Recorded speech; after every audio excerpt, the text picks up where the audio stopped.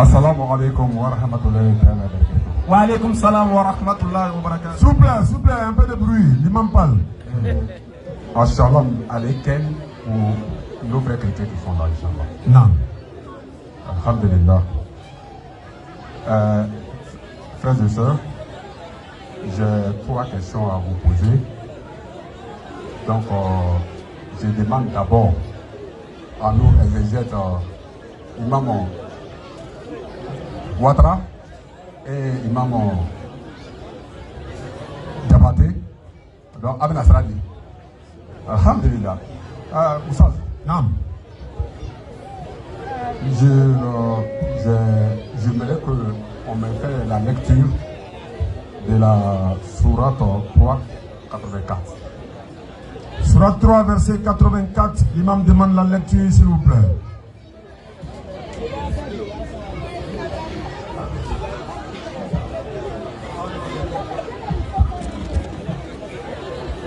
Nam. Dis, nous croyons en Allah, à ce qu'on a fait descendre sur nous, à ce qu'on a fait descendre sur Abraham, Ismaïl, Isaac, Jacob et les tribus, et à ce qui a été apporté à Moïse, à Jésus et aux prophètes, de la part de leur Seigneur. Nous ne faisons aucune différence entre eux, et c'est à lui que nous sommes soumis. Merci.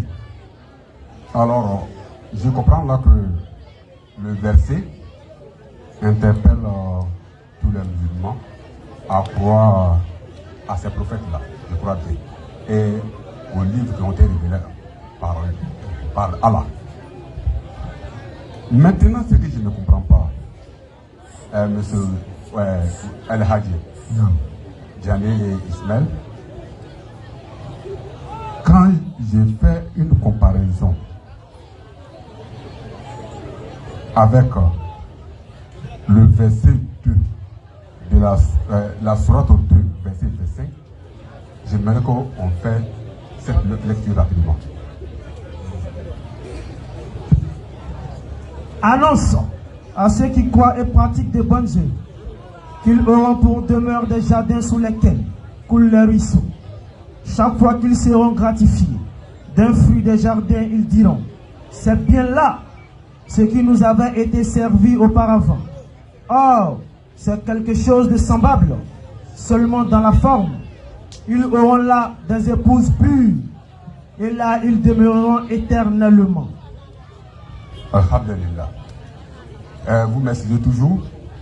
J'aimerais que vous preniez dans Matthieu 22, 24 à 30. C'est pour comprendre quelque chose. Inch'Allah. Vous allez m'aider, Inch'Allah.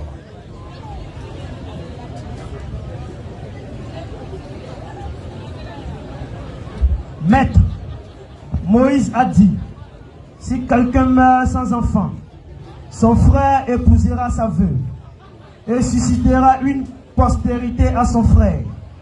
Or, il y avait parmi nous 7 frères. Le premier se maria et mourut. Et, comme il n'avait pas d'enfant, il laissa sa femme à son frère. Il en fut de même du second, puis du troisième, jusqu'au 7e.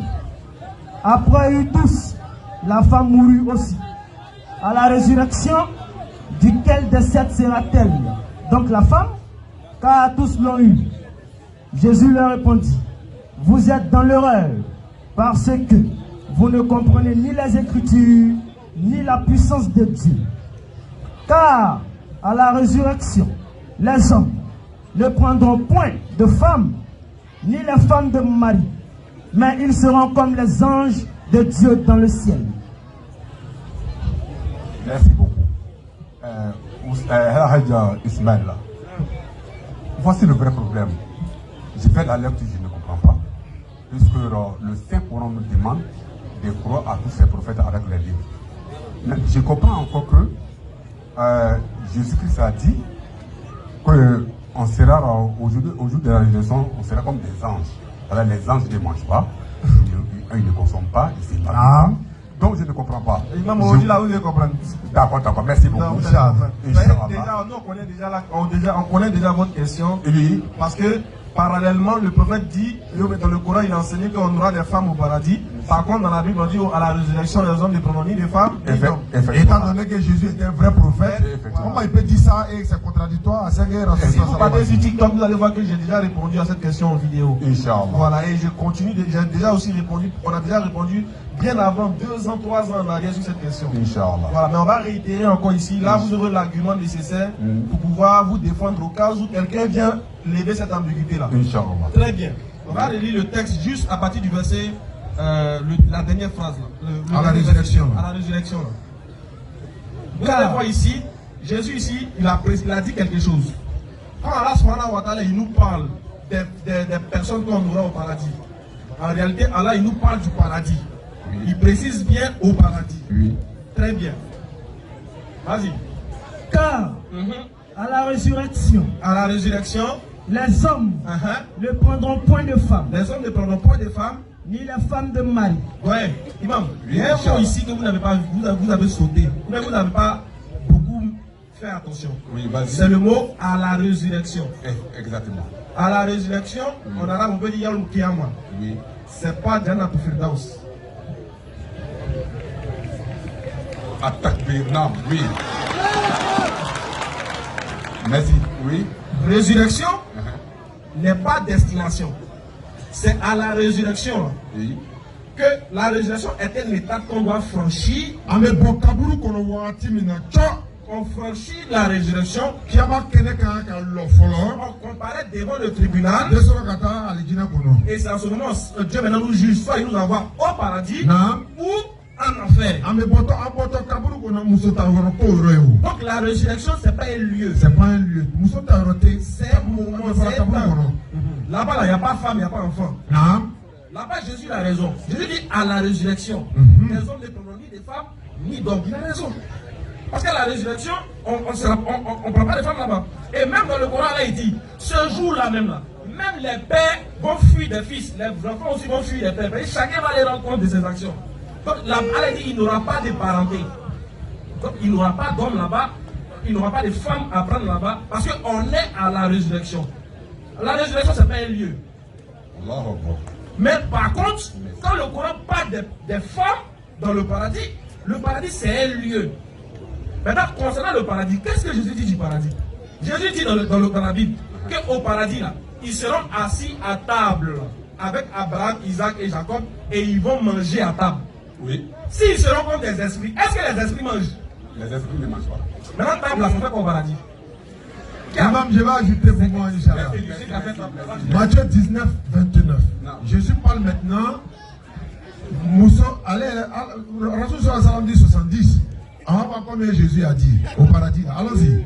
Matthieu 19, 29. Matthieu 19, le verset 29. Allons-y. Et quiconque aura quitté à cause de mon nom. Jésus dit, quiconque va quitter à cause de mon nom, ses frères, et tu abandonnes tous tes frères à cause de mon nom, ou ses soeurs, tu vas laisser toutes tes soeurs à cause de moi, mon nom, ou son père, tu laisses tes parents à cause de moi, Jésus, ou sa mère, ou sa femme, ou ses enfants, ou encore tes enfants, si tu abandonnes tout cela à cause de moi, ou ses terres, ou encore tes terres, ton champ, tout cela, ou ses maisons, ou tes maisons, tu recevras le centuple. Tu vas recevoir le centuple. On dit moussole, quand on dit centuple de femmes là, c'est combien? Ah, ça dit qu'à Signorama Keme. Voilà, Signorama Keme, il va le sur quoi? Ça dit qu'à Nibeto, qu'à l'année là, qu'à Bane, qu'on est pour un encore, voilà, il va la mise sur un Noro Keme. Il va mousso Kelento, il va Noro Keme sur. Il va Denkelento, il va Noro Keme sur. Rasul sur la salam, ko bi urubla, allez, ko Keme. Allah Akbar. Et doyen, il y a un verset que les gens sont en train de chercher. Ils vont trouver le verset, ils vont vous donner, c'est dans Matthieu. Jésus dit, oui. Et maintenant je ne boirai plus le vin du fruit de cette vigne. Oui. Jusqu'au jour où je serai avec mon Père dans le royaume de mon Père, où en vous et moi, voilà, Matthieu 26, 29, merci. Regardez bien ce que Jésus va dire. Ils disent que là-bas, là, on sera comme des anges. Oui. On ne prend pas homme, on ne prend pas femme. Oui. Mais Jésus déjà a matérialisé le paradis parce qu'il dit là-bas on sera à table. Si on sera à table, ça veut dire on va manger. Exactement. La question qu'il me pose, c'est qui prépare? Matthieu 26, verset 29. Vas-y frère. Je vous le dis. Jésus dit, je vous le dis. Je ne boirai plus désormais. Je ne boirai plus désormais de ce fruit de la vigne. De ce fruit de la vigne. Jusqu'au jour. Jusqu'au jour. Où j'en boirai de nouveau. Où j'en boirai de nouveau. Avec vous. Avec vous, mes disciples. Dans le royaume de mon Père. Ah. Là-bas, c'est le paradis. Il dit, il va boire vin au paradis. Donc, est-ce que les anges boivent vin? Est-ce que les esprits boivent vin? Là. Donc, s'ils boivent vin, est-ce qu'il a dit? Il a dit ça à un chrétien un jour. Il a dit, vous là, vous voulez attaquer le Coran, mais le Coran vous gifle. Vous ne comprenez pas.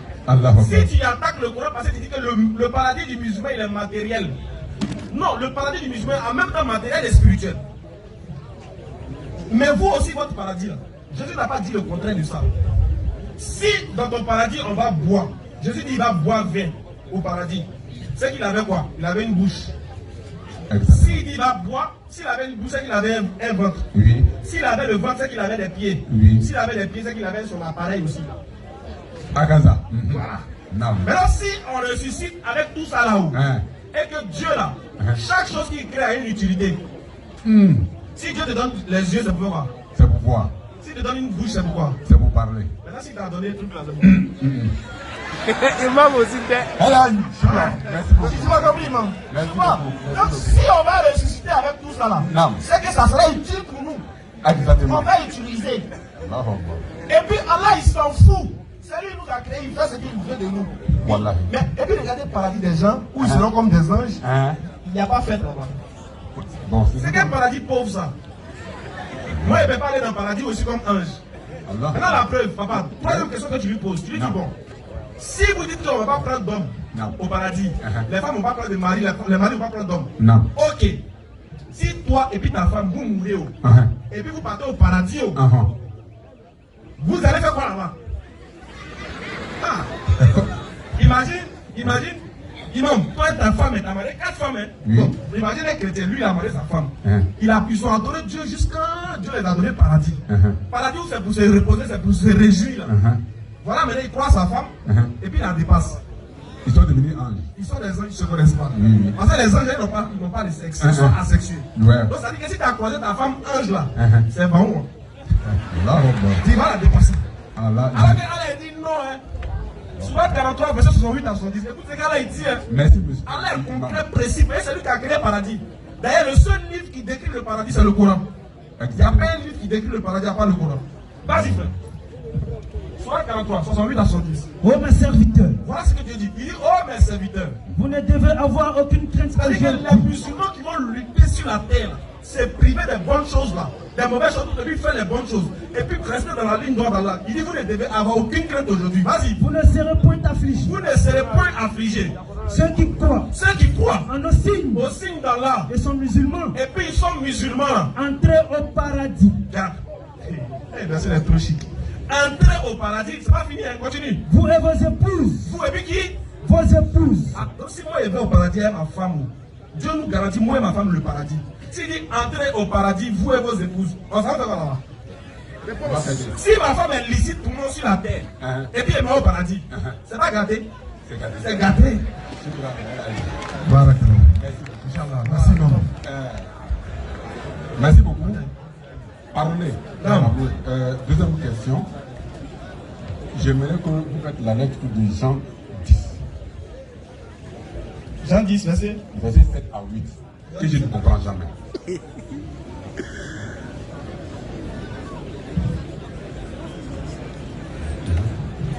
Amédou. D'accord. Jésus leur dit encore, en vérité, je vous le dis, je suis la porte des brebis. Tous ceux qui sont venus avant moi sont des voleurs et des brigands. Mais les brebis ne les ont point écoutés. Je suis la porte. Si quelqu'un entre par moi, il sera sauvé. Il entrera et il sortira. Et il trouvera des pâturages. Le voleur ne vient que pour dérober, égorger et détruire. Moi, je suis venu afin que les brebis aient la vie et qu'elles soient dans l'abondance. Shukran. Amen. Je ne comprends pas, Mais docteur, vraiment, j'aimerais que vous me donniez des détails sur ces versets-là. Oui. Qui sont des voleurs? Non. Là, je n'ai pas compris. En tout cas, Abraham, Moïse, Jacob, Jean-Baptiste, ce ne sont pas des voleurs. Ils ont la même mission que lui, sauf s'ils ne parlent pas des prophètes. Bon. Voilà, ça ne peut pas parler des prophètes parce qu'il ne les a jamais traités de cela. Oui. Voilà, parce que c'est les chrétiens souvent qui prennent cela Exactement. ça veut dire que pour valoriser Jésus-Christ lui seul, pour dire tous ceux qui sont venus avant lui sont des brigands et des voleurs. Non, ça ne parle pas des prophètes, ça peut parler des personnes qui sont venues s'aimer, livrées dans le champ du blé. Ils vont venir sacrificateurs, voilà, ils vont dénaturer le message de l'éternel Dieu, changer la loi, donc en s'adressant à ceux-là. Mais je répète encore, le plus souvent quand on est en débat avec les chrétiens, ils prennent ça pour coller aux prophètes. Quand il fait ça, tu lui demandes, montre-moi un seul prophète parmi ceux-là qui est voleur. Tu recommandes, tu dis, est-ce qu'Abraham est voleur? S'il dit oui, demande-lui, il a volé quoi? Moïse, etc., etc., il ne pourra pas trouver. Parce qu'ils ne comprennent ni la loi, ni les Écritures. En tout cas, ce verset-là ne parle pas des prophètes, mais ça parle. En fait, ça parle d'autre chose que des prophètes en tout cas. Ça parle des personnages qui sont venus peut-être, c'est comme vous avez dit, détourner la voix des brebis, etc., etc. Donc ça ne parle pas des prophètes. Je vous remercie. Merci beaucoup, Imam. Pour ce que vous êtes en train de faire. Inch'Allah. Je demande en tout cas que Allah vous donne une longue vie. Amin. Et que vraiment vous puissiez vraiment aider l'islam. Inch'Allah. En tout cas, je vous remercie beaucoup. Merci beaucoup, Imam. Je lance un appel ici en disant à tous nos frères musulmans, vous savez, il y avait quelqu'un qui était tout de suite ici, il a parlé de Wahhabia, vous m'excusez. Moi, je demande chaque fois à nos frères de faire, en tout cas, de tout faire pour que nous travaillons, Inch'Allah, ensemble. Main dans la main. Vraiment, main dans la main. On est tous musulmans. On est tous des musulmans. Non. Puisque souvent, quand quelqu'un dit, bon, et les Wahhabis, mais il n'arrive pas à aller tout, parce que nous sommes dans toutes les mosquées. Non. Mais, monsieur Oussad Diané, j'ai une dernière question. J'aimerais que. Excusez-moi quoi. Le docteur, lisez-moi la sourate 4, verset 3. Sourate 4, verset 3. C'est un cadeau pour vous, Inch'Allah.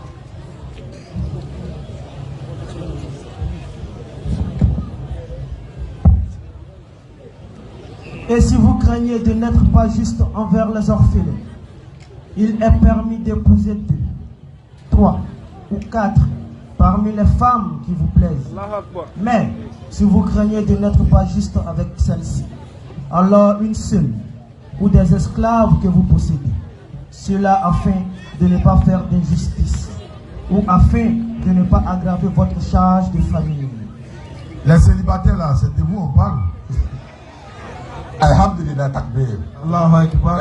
Par rapport à cela, c'est un cadeau que je vous ai donné. Et monsieur Oussad Diané, comme souvent les Sénéfons nous attaquent, moi je suis un Koyara, souvent je vois vous nous attaquez chaque fois souvent. Mais qu'on appelle mes imams m'ont chargé de vous dire, vous avez 2 femmes avec nous aussi, Inch'Allah. Ah oui. Donc ça c'est pour vous, Inch'Allah. Les imams disent qu'ils vont vous donner 2 femmes, Inch'Allah. 2 femmes. Ok.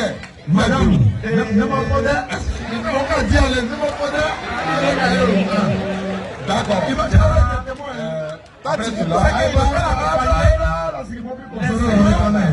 les imams qui ont donné 2 femmes là, ils n'ont qu'à prendre CCDO, plus gendarmerie pour rentrer à Abidjan. Voyez-moi, il n'y a pas accompagné à Abidjan aussi. Alhamdulillah, je vous remercie beaucoup. En même temps, saluer la DDR, sans oublier comme Djama et la BAM, et même sans oublier que Dieu soit satisfait de lui, votre grand-père, notre grand-père Ahmed Didat, que Dieu soit vraiment, qu'Allah lui fasse miséricorde. Vraiment, je vous remercie beaucoup. Merci beaucoup. Maintenant, c'est fini. J'aimerais que je vais vous donner un cadeau. Oui, c'est fini, c'est fini, c'est fini. Mon lecteur, voici mon dernier verset. Le Coran, la sourate 3, verset 104. C'est fini, j'en ai fini, Inch'Allah.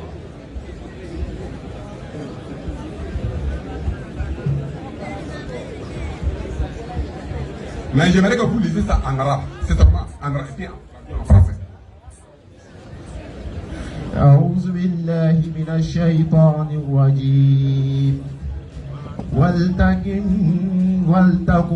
منكم أمة يدعون إلى الخير ويأمرون بالمعروف وينهون عن المنكر وأولئك هم المفلحون. C'est votre parole. Que soit issue de vous une communauté qui appelle au bien, ordonne le convenable et interdit le blâmable, car ce seront eux qui réussiront. Je vous aime beaucoup. Merci beaucoup. Que Dieu vous bénisse. Allah Akbar, barakallahu fikum.